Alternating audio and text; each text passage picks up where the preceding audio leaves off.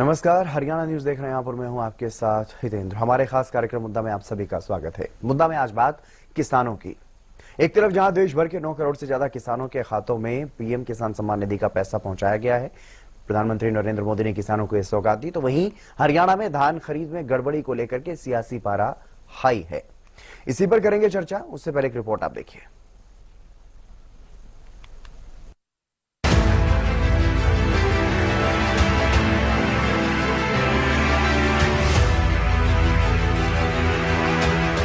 एक तरफ जहां प्रदेश में खरीफ फसल की खरीद विशेष रूप से धान और बाजरे की खरीद को लेकर के सियासी पारा हाई है, तो वहीं आज प्रधानमंत्री नरेंद्र मोदी ने देश भर के किसानों को सौगात दी। किसानों के खातों में 2-2 हजार रुपए की सम्मान निधि भेजने का काम किया गया।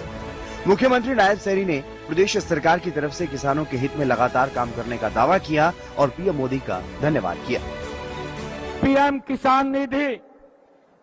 किसान निधि किसान का सहारा है। आपकी मुस्कान बनी रहे, यही संकल्प हमारा है। ये आदरणीय प्रधानमंत्री जी का ये संकल्प है कि मेरा किसान वो सशक्त और मजबूत हो, खुशहाल हो। उसको लेकर के देश के यशस्वी प्रधानमंत्री आदरणीय नरेंद्र मोदी जी निरंतर काम कर रहे हैं। हम हरियाणा सरकार में किसानों की खुशहाली और कृषि क्षेत्र को लाभकारी बनाने के लिए निरंतर हमारी सरकार ये प्रयास कर रही है। लेकिन किसानों के सम्मान के इतर अगर बात की जाए धान खरीद में धांधली की, तो धान खरीद में करोड़ों रुपए के कथित घोटाले की बात कही जा रही है। नेता विपक्ष भूपेंद्र सिंह हुड्डा का ये दावा है, क्योंकि नाम मात्र है या ये कहीं सिर्फ एक इसका सौदेबाजी ज्यादा दिखाई जाती है, पर उसका बेनिफिट बहुत कम किसानों को मिलता है। दूसरा, आपने कहा कि धान घोटाले की बात जी। धान घोटाला एक इतना बड़ा घोटाला,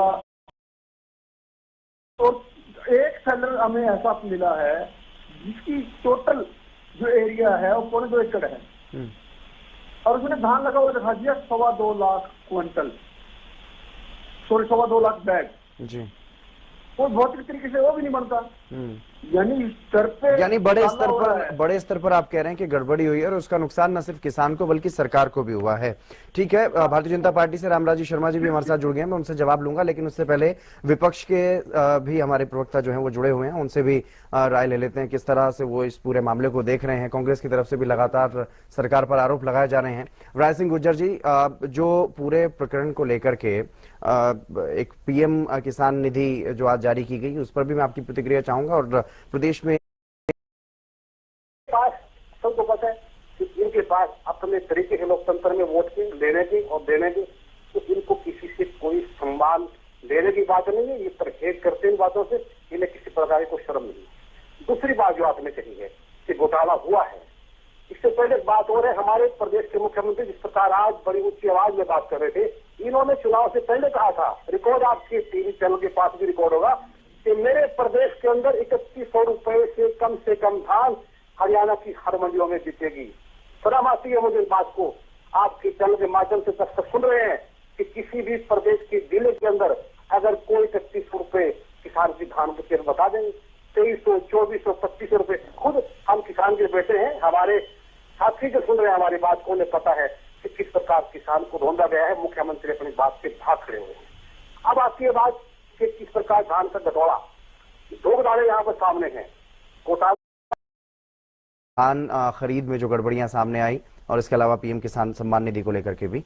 ओंकार जी। हितेंद्र जी, जब से बीजेपी सरकार सत्ता में आई है, वैसे तो प्रदेश कहते हैं कि मैं माफी चाहता हूं कि मैं किसानों को इन कानूनों को समझा नहीं पाया। कितनी अजीब बात है कि आप महेंद्रगढ़ की बात हो, इस तरह के तमाम मामले अलग अलग जगहों से सामने आते हैं। हालांकि कार्रवाई की जाती है, लेकिन कार्रवाई के नाम पर भी सवाल उठ रहे हैं कि कार्रवाई पूरी तरह से नहीं हो पा रही है। रामराजी शर्मा जी। देखो, मैं आपको बताना चाहूंगा जी, हमारी सरकार का मुख्य एजेंडा है भ्रष्टाचार मुक्त हरियाणा, नशा मुक्त हरियाणा और अपराध मुक्त हरियाणा। और जिस तरह से विश्व के सबसे लोकप्रिय और ताकतवर प्रधानमंत्री आदरणीय नरेंद्र मोदी जी की अगुवाई में हमारा देश बहुत आगे बढ़ रहा है। रक्षा के क्षेत्र में आत्मनिर्भर हुए हैं, आर्थिक दृष्टि से हम बहुत मजबूत हुए हैं, चौथे पायदान पर आ गए हैं मैं विश्व के, रामराज और शर्मा जल्दी जी, दूसरे तीसरे पायदान पर। रामराज ऐसे शर्मा हरियाणा जी। में भी हमारा जी। हमारा हमारा प्रदेश बहुत तरक्की कर रहा है आदरणीय डॉक्टर नायब सिंह सैनी जी की अगुवाई में। मैं किसानों के ऊपर आ रहा हूं। जी। जिस तरह से किसानों की आय बढ़ी है, प्रति व्यक्ति आय बढ़ी है, और किसान का जो मान सम्मान हुआ है, और जहां तक इन्होंने जो आरोप लगाए हैं, कुछ उसमें अंतर पाया गया है स्टॉक में। जब उनका स्टॉक रजिस्टर चेक किया गया तो इसकी जांच चल रही है, और कुछ इसमें अधिकारी सस्पेंड भी किए गए हैं, कुछ इसमें गिरफ्तार भी किए गए हैं। और मैं आपके चैनल के माध्यम से देवतुल्य जनता जनार्दन को बताना चाहूंगा, भाई जिसने भी ये भ्रष्टाचार किया है, भ्रष्टाचारी चाहे कितना भी बड़ा हो, चाहे वो नेता हो, अभिनेता हो, चाहे वो उच्च अधिकारी हो, चाहे वो छोटा कर्मचारी हो, किसी भी कीमत पर बख्शा नहीं जाएगा। हमारी सरकार जांच करवा रही है, और जांच पूरी हो जाएगी तब हम कुछ कह सकते हैं। प्रारंभिक जांच पर जो सामने आया है उस पर हमारी सरकार ने तुरंत प्रभाव से एक्शन लिया है, और हमारी जो सीएम फ्लैंग है उसने भी छापा मारा है। और हमारे जैसे मंत्री जी की भी स्टेटमेंट आ गई थी, जो लेटेस्ट टेक्नोलॉजी है एआई, अगर जरूरत पड़ी तो उससे भी हम जांच कराएंगे। ये तो हुई भ्रष्टाचार की बात जी। किसी भी कीमत पर भ्रष्टाचारी बख्शा नहीं जाएगा। और जहां तक ये किसानों का हितैषी बनने का नौटंकी कर रहे हैं, मैं आपको बता रहा हूं आज 21वीं किस्त है। तो दोनों जो प्रवक्ता विपक्ष के जुड़े वो भी सिर्फ शौसेबाजी बता रहे हैं, दिखावा बता रहे हैं, ड्रामेबाजी बता रहे हैं। दूसरी तरफ आप लोग ये दावा करते हैं कि हमने चीजों को ऑनलाइन कर दिया है, पोर्टल पर कर दिया, पारदर्शी कर दिया है, किसी भी तरह की कोई गुंजाइश नहीं है किसी गड़बड़ी की, किसी घोटाले की, लेकिन उसके बावजूद भी फर्जी गेट पास करते हैं। भारी मात्रा में अनियमितताएं पाई जाती हैं, चाहे करनाल की बात हो, यमुनानगर की बात हो, या फिर महेंद्रगढ़ की बात हो। इस तरह के तमाम मामले अलग अलग जगहों से सामने आते हैं। हालांकि कार्रवाई की जाती है, लेकिन कार्रवाई के नाम पर भी सवाल उठ रहे हैं कि कार्रवाई पूरी तरह से नहीं हो पा रही है। रामराज शर्मा जी। देखो, मैं आपको बताना चाहूंगा जी, हमारी सरकार का मुख्य एजेंडा है भ्रष्टाचार मुक्त हरियाणा, नशा मुक्त हरियाणा और अपराध मुक्त हरियाणा। और जिस तरह से विश्व के सबसे लोकप्रिय और ताकतवर प्रधानमंत्री आदरणीय नरेंद्र मोदी जी की अगुवाई में हमारा देश बहुत आगे बढ़ रहा है। रक्षा के क्षेत्र में आत्मनिर्भर हुए हैं, आर्थिक दृष्टि से हम बहुत मजबूत हुए हैं, चौथे पायदान पर आ गए हैं विश्व के, रामराज शर्मा जी, दूसरे तीसरे पायदान पर। रामराज शर्मा हरियाणा में भी हमारा प्रदेश बहुत तरक्की कर रहा है आदरणीय डॉक्टर नायब सिंह सैनी जी की अगुवाई में। मैं किसानों के ऊपर आ रहा हूं। जिस तरह से किसानों की आय बढ़ी है, प्रति व्यक्ति आय बढ़ी है, और किसान का जो मान सम्मान हुआ है, और जहां तक इन्होंने जो आरोप लगाए हैं, कुछ उसमें अंतर पाया गया है स्टॉक में। जब उनका स्टॉक रजिस्टर चेक किया गया तो इसकी जांच चल रही है, और कुछ इसमें अधिकारी सस्पेंड भी किए गए हैं, कुछ इसमें गिरफ्तार भी किए गए हैं। और मैं आपके चैनल के माध्यम से देवतुल्य जनता जनार्दन को बताना चाहूंगा, भाई जिसने भी ये भ्रष्टाचार किया है, भ्रष्टाचारी चाहे कितना भी बड़ा हो, चाहे वो नेता हो, अभिनेता हो, चाहे वो उच्च अधिकारी हो, चाहे वो छोटा कर्मचारी हो, किसी भी कीमत पर बख्शा नहीं जाएगा। हमारी सरकार जांच करवा रही है, और जांच पूरी हो जाएगी तब हम कुछ कह सकते हैं। प्रारंभिक जांच पर जो सामने आया है उस पर हमारी सरकार ने तुरंत प्रभाव से एक्शन लिया है, और हमारी जो सीएम फ्लैंग है उसने भी छापा मारा है। और हमारे जैसे मंत्री जी की भी स्टेटमेंट आ गई थी, जो लेटेस्ट टेक्नोलॉजी है एआई, अगर जरूरत पड़ी तो उससे भी हम जांच कराएंगे। ये तो हुई भ्रष्टाचार की बात जी। किसी भी कीमत पर भ्रष्टाचारी बख्शा नहीं जाएगा। और जहां तक ये किसानों का हितैषी बनने का नौटंकी कर रहे हैं, मैं आपको बता रहा हूं आज 21वीं किस्त किसान सम्मान निधि के तौर पर माननीय प्रधानमंत्री जी ने 18,000 हरियाणा के किसानों को सम्मान निधि के रूप में 15 लाख ये 18,000 करोड़ रुपए का सम्मान निधि दिया है।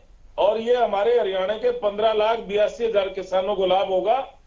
और ये किसानों की सरकार है, और किसान की पीड़ा वो बेहतर समझ सकता है जो किसान का बेटा हो, मजदूर का बेटा हो, या जिसने किसानी करी हो।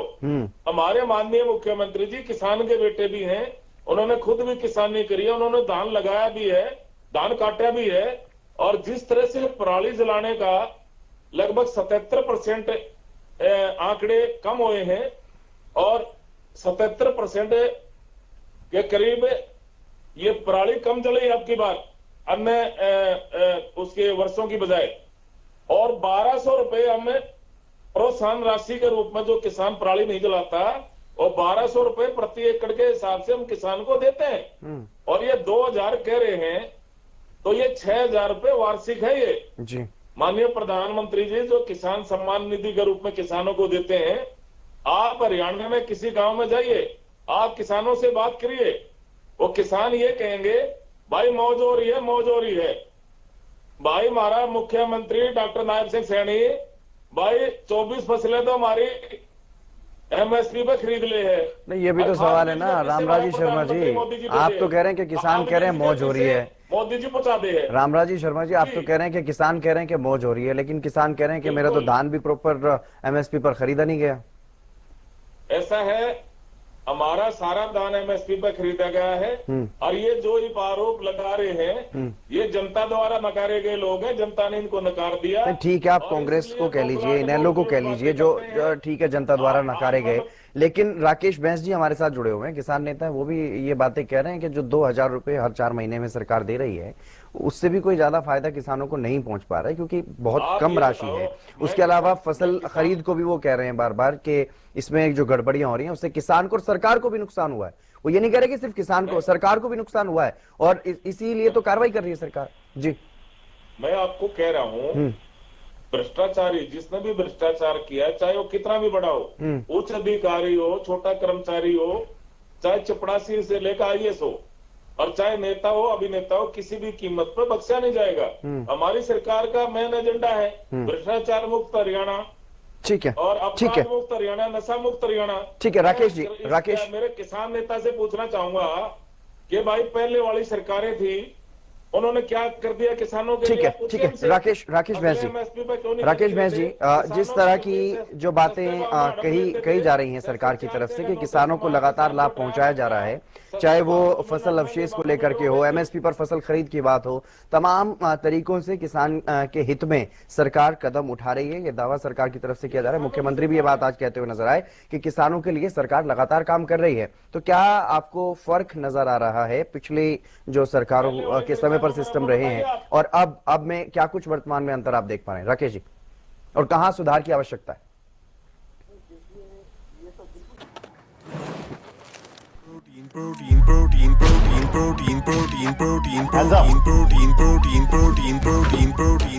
नो सर, नहीं है सर। क्या नहीं है सर?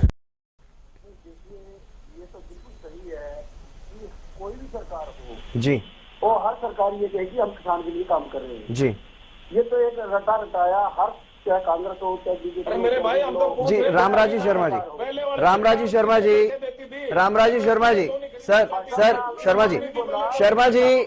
शर्मा जी मैं आऊंगा आपके पास, अभी चर्चा खत्म नहीं हो रही है जो आप इतने उतावले हो रहे हो, मैं लूंगा आपसे, आप ही से जवाब लूंगा, आप ही जिम्मेदार हो जवाब देने के लिए। जी राकेश बैंस जी, बात पूरी कीजिए सर। हर सरकार ये कहती है कि हम किसानों के लिए कर रहे हैं जी, पर किसान का जो आर्थिक संकट है वो बढ़ क्यों रहा है? किसान नीचे क्यों जा रहा है? जी, किसान का कर्जा क्यों बढ़ रहा है? और किसान के ऊपर जो लागत है वो उसकी बढ़ रही है। दूसरी बात जो धान घोटाले की चल रही थी जी, मैं आदरणीय शर्मा जी के तथ्य को बड़ा ठीक करना चाहूंगा कि 20.81 जी, टोटल एरिया से खरीदा गया, लाख एकड़ था हमारे पास, जिसमें से 14.15 लाख एकड़ तो हमारे क्षतिपूर्ति रुपए चढ़ गए।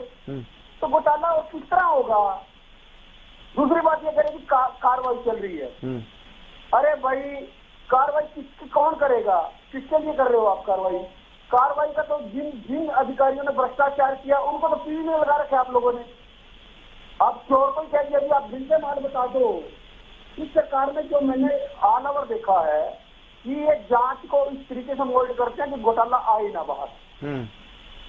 ये बड़ा एक विचित्र इस सरकार का एक सिस्टम देखा है। नहीं, दूसरी सरकार बात, तो ये मान रही है कि गड़बड़ी हुई है, चोरी हुई है और जांच के लिए एक एजेंसी अलग से हायर करेंगे। ये तो 2019 में जब धान घोटाला हमने उठाया था, उस समय 90 करोड़ रुपए का धान कम पाया गया था। फिर इसी सरकार ने ये कह दिया था कि आप चोर लगा के 90 करोड़ के दे दो और कोई घोटाला नहीं हुआ। ये तो यह सरकार है।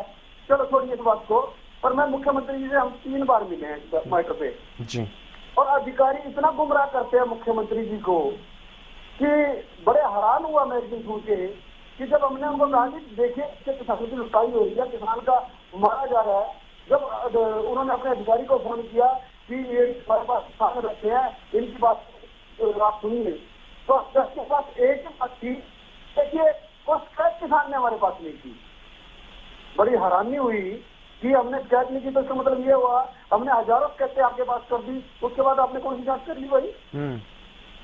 और इससे अलग बात यह है कि इस पॉलिसी के अंदर बिंदु नंबर 14 बड़ा क्लियर कह रहा है कि कोई भी धान जो मंडी से बाहर जाएगा उसकी तलाई होगी। इनका जो पोर्टल है, जो धान बेचने का जो बाहर जो जिसपे जो है खाद्य पूर्ति विभाग या जो खरीद एजेंसियां जो गेट पास काटती है आउटगोइंग का, उसमें एक बिंदु है कि आपने तोल के बाहर धान निकालना है।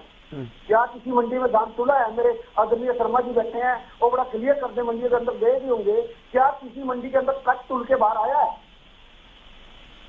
जी।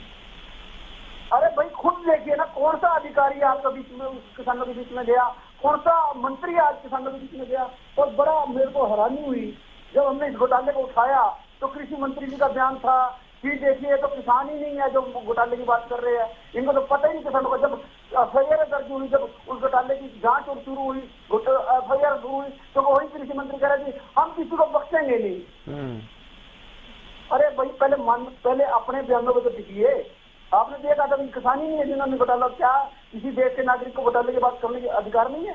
चलो मान भी नहीं उनकी बात, पहली बात तो हम हर एक आदमी खेती करता है, दूसरी बात उनकी बात को मान भी ले। क्या देश का पैसा बचाना किसी आम नागरिक की जिम्मेवारी नहीं है? बेतुका बयान इनके कृषि मंत्री जी दे रहे हैं और जब घोटाला सामने आया अब कहने लगे हम जांच कराएंगे। जी चलिए ठीक। मतलब किस तरीके से किसानों को लुटवाया जा रहा है, यानी कि सुनियोजित घोटाला है ये। मैं इसको घोटाला नहीं कहता, ये तो एक बांध के एक सिस्टम को पूरे का पूरा हाईजैक करके ये घोटाला किया जाता है।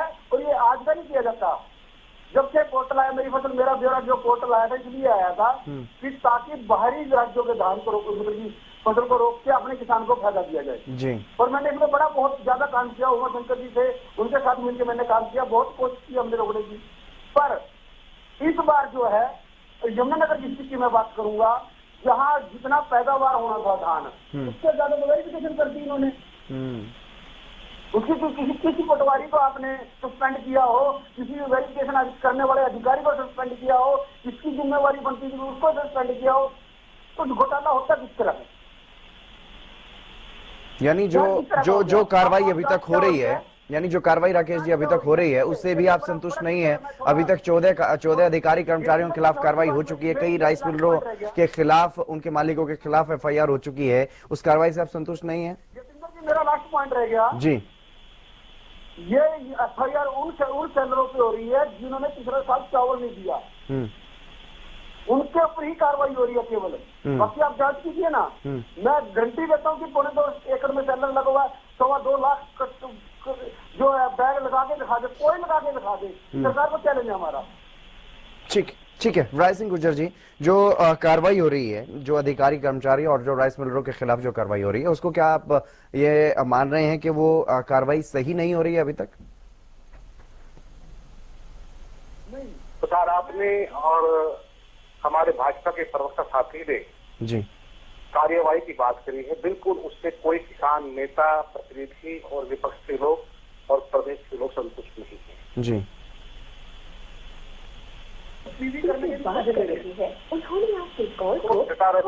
लिखा हुआ बीजेपी कार्यालय से पत्र प्राप्त हो जाता है, ये वो पढ़ सुनाते हैं, इन्हें ये नहीं पता कि धरातल पर सच्चाई क्या है, वास्तव में हालात क्या है किसान के। अब ये बात कह रहे हैं कि भाई हमारा समय में किसान की रेट का, उत्पादन का और खर्चों के बाद ये मूल्य मिला है। मैं एक आपको ऐतिहासिक बात बताता हूँ, 2012 से 13 और 14 उन 3 वर्षों का, अगर ये किसान के बेटे हैं जो भी पैनल में बैठे हैं, मैं सबका सम्मान करता हूँ और किसान परिवारों से लोग कहीं ना कहीं संबंध रखते हैं। आप जी 2012 और 13 और 14 का हरियाणा का जो किसान था धान उत्पादक, उसने 4200, 4300, 4500 और लास्ट में जितेंद्र जी 5200 रुपए तक धान के अपनी फसल बेची है। और आज कितनी विडंबना है, किसान के साथ धोखा है, षड्यंत्र है कि लगभग 12 वर्ष के बाद भी किसान की फसल केवल मात्र 2200, 2300, लास्ट 2400 दिख रही है, जबकि प्रदेश का संपर्क टूट गया है राय सिंह गुर्जर जी का शायद, और फिर से जुड़ने की कोशिश करेंगे, चर्चा को कंटिन्यू रखेंगे। जी राय सिंह जी, मेरी आवाज सुन पा रहे हैं? नहीं जा रही उन तक मेरी आवाज शायद। ओंकार जी हमारे साथ जुड़े हुए हैं इनेलो से। ओंकार जी, पूरे मामले में अभी कार्रवाई भी की जा रही है, जिस तरह के धान घोटाले को लेकर के जो आरोप लग रहे हैं सरकार पर, उसको लेकर के सरकार की तरफ से एक्शन भी लिया जा रहा है। कई अधिकारियों पर गाज गिर चुकी है। पिछले दिनों मुख्यमंत्री नायब सैनी ने भी करीब 20-25 दिन पहले एक मीटिंग बुलाई थी, उसमें भी एक्शन लिया था और पूरे प्रदेश की एक रिपोर्ट भी उन्होंने मांगी थी। उसके बाद अब तक करनाल की अगर बात करें तो 14 अधिकारी कर्मचारियों के खिलाफ एक्शन हो चुका है और राइस मिलरों के खिलाफ भी एफआईआर हो रही है। उस पूरी कार्रवाई को, क्योंकि अभी भी कंटिन्यूअस प्रोसेस में है ये कार्रवाई, अभी और भी लोगों के नाम इसमें सामने आएंगे और भी परतें इसकी खुलेंगी और भी लोगों के खिलाफ कार्रवाई होने की संभावनाएं हैं। पूरी कार्रवाई को किस तरह से देख रहे हैं आप? ओंकार जी। हेलो जी ओंकार जी, मेरी आवाज सुन पा रहे हैं आप?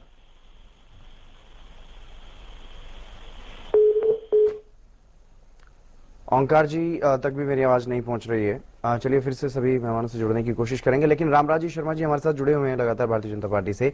रामराजी शर्मा जी, कई सवाल हैं, जिस तरह से किसानों की समस्याएं अभी भी बनी हुई हैं। भले ही आप कुछ भी दावा करते रहें, चीजों को अपडेट करने का दावा करते रहें, चीजों में पारदर्शिता लाने का प्रयास सरकार की तरफ से किया जाता रहा हो, लेकिन उसके बावजूद भी कुछ चीजें ऐसी बनी हुई हैं जिसको तोड़ पाना काफी मुश्किल सा सरकार के लिए भी हो रहा है और उसकी परेशानी किसानों को भी हो रही है और सरकार को भी हो रही है। क्योंकि किसानों को लेकर के अगर देखा जाए तो कहीं ना कहीं वो आड़तियों के जाल में अभी भी फंसे हुए हैं। वहां पर उनको 200-300 रुपए का जो कट लगता है, उसको अपने खाते में जो पैसा आ जाता है उसको वहां पर देना पड़ता है। तो किसानों को भी परेशानी हो रही है। और धान जो बाहरी दूसरे राज्यों से नहीं आना चाहिए, उसको लेकर के जो पोर्टल बनाया गया मेरी फसल मेरा ब्यौरा, उसमें भी लोगों का इस तरह का एक अपना तैयार किया है, अपना एक नेक्सस कि बाहर का जो धान है वो भी प्रदेश में आ रहा है। और अब जब जांच की जाती है तो भारी मात्रा में गड़बड़ियां पाई जा रही हैं। देखो, मैं आपको बताऊंगा जी, माननीय मुख्यमंत्री जी ने हर मंडी के लिए, किसानों की सुविधा के लिए, हर मंडी का सुपरविजन एक एचसीएस अधिकारी के अंडर कर दिया था। जी, उसकी देखरेख में किसानों की फसल खरीदी जाएगी, उसकी देखरेख में किसानों को कोई असुविधा ना हो, उसकी देखरेख में किसान के खाते में पैसा ट्रांसफर हो जाता है 48 घंटे में, जब वो उसकी जो फसल बिक्री का पैसा है। और फिर भी कोई दिक्कत है तो माननीय मुख्यमंत्री जी ने ये समाधान शिविर के नाम से फर्स्ट आवर्स में सभी अधिकारियों को दिशा निर्देश जारी किए थे। सभी एसडीएम है, उपमंडल अधिकारी और डीसीज, वो उनकी किसान हैं, आम जन समस्याओं के लिए समाधान शिविर नाम दिया है। वो कोई दिक्कत है तो उसमें अपने शिकायत कर सकते हैं। तो मेरे हिसाब से ऐसी कोई बात है नहीं, क्योंकि समय समय पे माननीय मुख्यमंत्री जी भी मॉनिटरिंग करते रहते हैं, हमारे विधायक हैं वो भी जाते रहते हैं, हमारे पदाधिकारी। लेकिन सवाल यही है ना रामराजी शर्मा जी, इतनी मॉनिटरिंग के बावजूद भी इतनी बड़ी बड़ी लेवल पर धांधलियां हो कैसे गई? सवाल तो यही है कि अधिकारी भी लगातार ट्रैकिंग के लिए अलग से नियुक्तियां की जा रही हैं कि अधिकारी निगरानी रखेंगे, लेकिन उस तमाम निगरानी के प्रोसेस में भी इतनी बड़ी धांधली, जो माल मंडी में पहुंचा नहीं, जो धान मंडी में पहुंचा नहीं, उसकी एंट्री कैसे हो गई, उसका पैसा कैसे ट्रांसफर हो गया सरकार की तरफ से? ऐसा ही ये जांच का विषय है, जांच चल रही है। और मैंने आपके चैनल के माध्यम से अपनी प्रदेश की देवतुल्य जनता जनार्दन को पहले ही बताया था, अब भी मैं बता रहा हूं कि जो भ्रष्टाचारी है, जिसने ये भ्रष्टाचार किया, जिसने ये गड़बड़ करी है, वो बख्शा नहीं जाएगा किसी भी कीमत पे, चाहे वो कितना भी बड़ा अधिकारी हो, चाहे छोटा कर्मचारी हो, चाहे नेता हो, चाहे अभिनेता हो, कोई भी इसमें इन्वॉल्व हो, वो उसको छोड़ा नहीं जाएगा। हमारी सरकार इस मामले में बहुत गंभीर है। हमारी सरकार का मुख्य एजेंडा है भ्रष्टाचार मुक्त हरियाणा, अपराध मुक्त हरियाणा और नशा मुक्त हरियाणा। और जिस तरह से माननीय मुख्यमंत्री जी हर मामले में है, चाहे किसानों का मामला हो, किसानों के मामले में विशेष रुचि लेते हैं क्योंकि वो किसान के बेटे हैं। खुद भी उन्होंने किसानी करी है, मैंने आपको बताया, धान लगाया भी है, धान काटा भी है। वो अचानक जाकर चेक भी करते रहते हैं। वहां पे जो मिलने वाले आते हैं उनसे सबसे हालचाल भी पूछते हैं, उनसे सुख दुख की बात करते हैं, वैसे हालचाल भी पूछते हैं और वो समय समय पे इस बात का मॉनिटरिंग करते रहते हैं। और फिर हमारे पदाधिकारी हैं, हम सारे किसान, कृषि प्रधान राज्य हमारा, हम सारे किसान के बेटे हैं।